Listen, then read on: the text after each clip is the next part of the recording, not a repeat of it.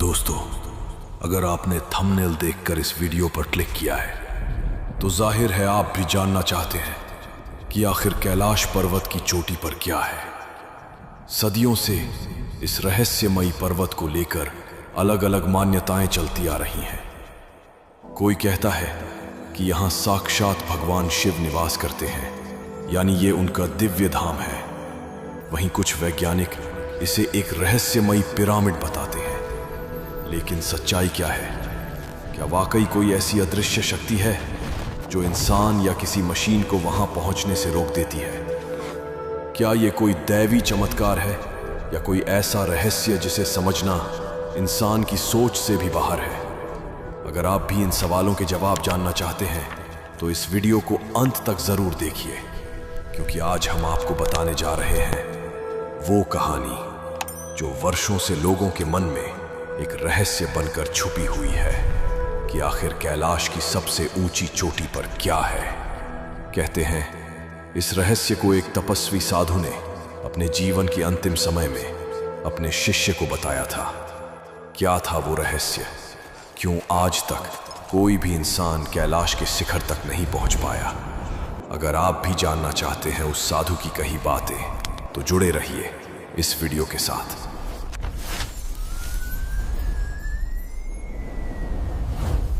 लेकिन उससे पहले अगर आप भी भगवान शिव के सच्चे भक्त हैं तो इस वीडियो को एक लाइक जरूर करिएगा, और अगर अभी तक चैनल को सब्सक्राइब नहीं किया है तो कर लीजिए। कमेंट में हर हर महादेव लिखना मत भूलिएगा। तो चलिए अब शुरू करते हैं वो रहस्य जो सदियों से अनकहा था। बहुत समय पहले तिब्बत के एक सुनसान इलाके में मानसरोवर झील के किनारे एक साधु तपस्या करते थे। उनका नाम था गोपीनाथ गिरी। कोई नहीं जानता था वे कितने वर्षों से वहीं थे। लोग उन्हें चुप्पा बाबा कहते थे। उनकी झोपड़ी बेहद साधारण थी, पत्थर और कपड़ों से बनी हुई। लेकिन रात में वहां से घंटियों जैसी रहस्यमयी आवाजें आती थीं।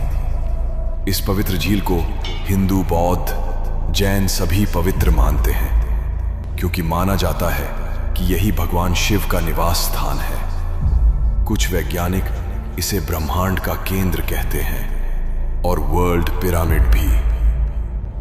कई यात्रियों ने बताया कि कैलाश की परिक्रमा करते समय उनकी घड़ियां उल्टी चलने लगती हैं। कुछ तो कभी वापस ही नहीं लौटे। इन तमाम कहानियों के बीच सबसे रहस्यमयी बात वही थी जो उस साधु ने अपने दिल में छुपा रखी थी। एक रात जब चांद की रोशनी मानसरोवर पर पड़ रही थी, साधु अपनी झोपड़ी के बाहर बैठे थे।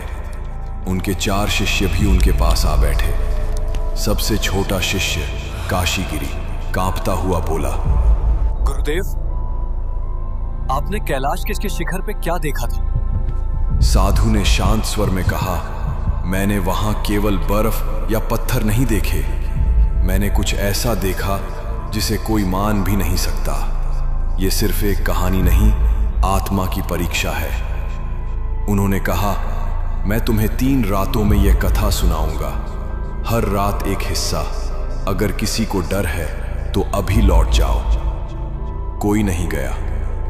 उन्होंने आंखें मूंदी और कहा, वर्षों पहले जब मैंने मानसरोवर में स्नान किया, मेरा मन बहुत बेचैन था। लोग कहते थे जिसने कैलाश का शिखर देख लिया वह बदल जाता है। मैंने खुद देखा था कि कुछ यात्री ऊपर चढ़े और फिर कभी नहीं लौटे।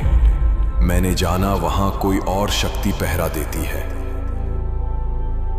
फिर उन्होंने बताया, एक रात मैंने शिखर की तरफ देखा। वहां एक नीली रोशनी दिखी जो किसी दीपक की लौ जैसी नहीं थी, बल्कि एक जीवित ऊर्जा जैसी लग रही थी। तभी मैंने तय कर लिया मैं वहां जाऊंगा। अगले दिन सुबह सवेरे उन्होंने अपनी यात्रा शुरू की। उनके पास केवल एक लकड़ी का दंड, एक कमंडल और एक गर्म वस्त्र था। जब मैं ऊपर पहुंचा, एक काले पत्थर पर कोई अजीब भाषा में निशान बने थे। उसे छूते ही लगा कि पत्थर के अंदर कोई धड़कन हो रही है। मैं थोड़ा डर गया, लेकिन उससे भी ज्यादा एक अजीब आकर्षण था, जैसे आत्मा कोई पुराना वादा पूरा करने आई हो। रात को फिर वही नीली रोशनी दिखी। अब उसमें एक आकृति दिख रही थी, त्रिशूल, और आवाज आई, आगे बढ़ो, द्वार खोलो। तीसरे दिन दोपहर तक मैं एक गोल गुंबद तक पहुंचा जो बर्फ में आधा डूबा हुआ था। उस पर संस्कृत में लिखा था, जो मेरे शिखर तक पहुंचता है वह अपने सच्चे स्वरूप को जान लेता है। मैंने हाथ रखा और उसी क्षण मेरी चेतना बुझ गई। जब उन्हें होश आया, वे किसी नीली रोशनी से भरे कक्ष में थे। कोई छत नहीं, कोई दरवाजा नहीं, बस मौन था, ऐसा मौन जो बोलता था। दूसरी रात की कथा। अगली रात शिष्य फिर से साधु के पास बैठे थे। सबसे बड़े शिष्य महादेवानंद ने पूछा, गुरुदेव, क्या आप सचमुच उस कक्ष से लौटे थे? साधु ने आंखें खोली और कहा, उस कक्ष में कोई दरवाजा नहीं था, लेकिन मैं वहां किसी अदृश्य शक्ति के सहारे जीवित था। तभी मुझे फिर वही आवाज सुनाई दी, जो यहां तक आया है वो अब अपने डर को पार कर चुका है, अगला द्वार अब खुलेगा। धीरे धीरे कक्ष पारदर्शी होने लगा और सामने कैलाश की शिखर दिखाई देने लगी। अब वो शिखर बदल चुका था। उस पर 4 विशाल चेहरे उभरे हुए थे, पूर्व, पश्चिम, उत्तर और दक्षिण की तरफ। उनकी आंखें बंद थीं, लेकिन ऐसा लग रहा था जैसे वे सब मुझे देख रहे हैं। काशीगिरी ने पूछा, गुरुदेव, क्या उन्होंने कुछ कहा? साधु ने कहा, उन्होंने कुछ नहीं कहा, लेकिन उनका मौन मेरे भीतर एक तूफान जैसा चल रहा था। तभी फिर से आवाज आई, दूसरा द्वार खुलेगा। फिर जमीन खिसकने लगी और साधु एक अदृश्य सुरंग में उतरने लगे। ये कैलाश की तीसरी परत थी, उन्होंने बताया। सुरंग की दीवारों पर चमकते अक्षर थे, जैसे कोई मंत्र खुदा हो। सुरंग के अंत में एक विशाल द्वार था, तीसरा और अंतिम द्वार। जो इसे पार करता है वो वापस नहीं लौटता। अगर ये कहानी सुनकर आपके मन में भी सवाल उठने लगे हैं तो इस वीडियो को एक लाइक जरूर दीजिए। और अगर आपको लगता है कि ये रहस्य औरों तक भी पहुंचना चाहिए तो वीडियो को अपने दोस्तों के साथ शेयर कीजिए। ऐसी ही अनसुनी कहानियां आगे भी सुनने के लिए चैनल को सब्सक्राइब करना ना भूलें और कमेंट में जरूर लिखें, मैं तैयार हूं कैलाश के तीसरे द्वार के लिए। अब चलिए बढ़ते हैं उस आखिरी रात की ओर। अंतिम रात। झोपड़ी में सन्नाटा था। शिष्य सांस रोककर बैठे थे। साधु ने कहना शुरू किया। तीसरे द्वार पर हाथ रखते ही एक ऊर्जा मेरे अंदर फैल गई। धीरे धीरे वो द्वार खुलने लगा और मैं किसी दूसरी ही दुनिया में पहुंच गया। वहां नीली और सफेद रोशनी का समंदर था। ठंड थी मगर दर्द नहीं था। हर कदम पर लगता जैसे मैं अब इंसानों की दुनिया में नहीं। वहां एक पत्थर का चबूतरा था, उस पर त्रिशूल गड़ा था, उससे नीली रोशनी निकल रही थी। मैंने हाथ जोड़कर प्रार्थना की, हे शक्ति, मुझे दर्शन दो। तभी उस त्रिशूल से एक आकृति उठी, एक चेहरा, 3 आंखें, जटा, विशाल स्वरूप, शिव।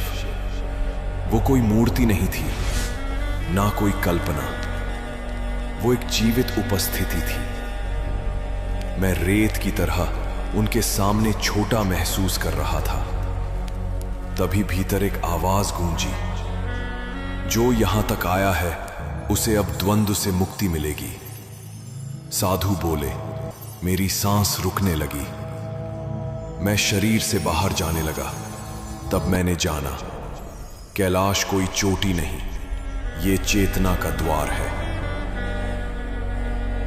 यहाँ जो आता है उसे अपने असली रूप का दर्शन होता है। यही मुक्ति है, यही भय भी। मैं लौट आया, लेकिन अब मैं वही इंसान नहीं रहा। मैंने मौन व्रत ले लिया ताकि यह सच किसी पर थोप ना दूं। झोपड़ी में शांति थी, दीपक की लौ कांप रही थी।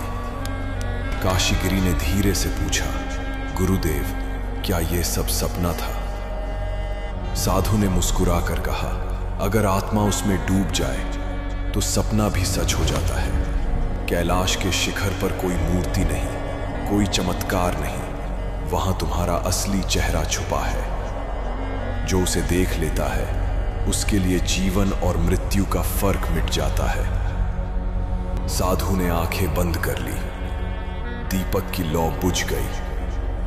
चारों शिष्य चुपचाप बैठे रहे। सिर्फ एक बात उनके दिलों में गूंज रही थी, कैलाश के शिखर पर क्या है? तुम्हारा ही असली चेहरा। कैलाश कोई चोटी नहीं, वो शिव का श्वास है जिसे सिर्फ वही महसूस कर सकता है जो खुद को मिटा चुका हो। जो वहां गया वो लौटा नहीं, बल्कि जाग उठा। अगर ये कथा आपके दिल की गहराइयों तक पहुंची हो तो इस वीडियो को महादेव के नाम पर लाइक कर दीजिए। कमेंट में जरूर लिखिए हर हर महादेव।